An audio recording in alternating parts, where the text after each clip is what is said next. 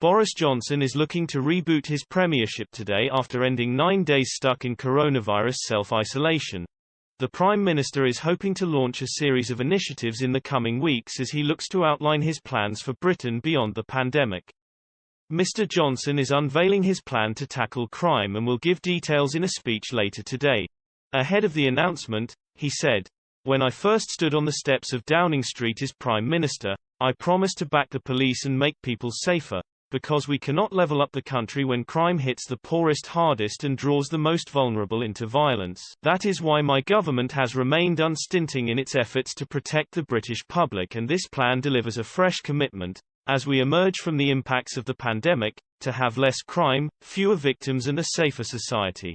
He is hoping to wrestle back control of the news agenda after 16 months of being suffocated by dealing with the pandemic.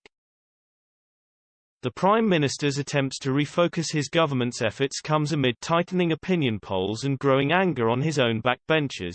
Mr. Johnson's initial attempts to dodge isolation after being a close contact of the Health Secretary, who tested positive for COVID on July 17, infuriated the public. The Prime Minister was forced into a quick U-turn, cancelling his and Rishi Sunak's participation in a pilot scheme that would have allowed him to take daily tests rather than quarantine, and instead self-isolating at his country retreat of Chequers. But the damage appeared to already have been done, with the Tories' lead in a number of opinion polls collapsing.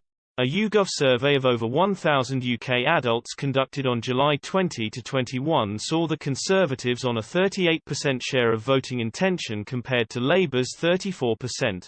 Only July 16 the Tories had a 13-point lead on 44% compared to the opposition's 31%. Confirming the isolation story had been behind the drop, former Conservative Party number 10 pollster James Johnson said, "A real shift.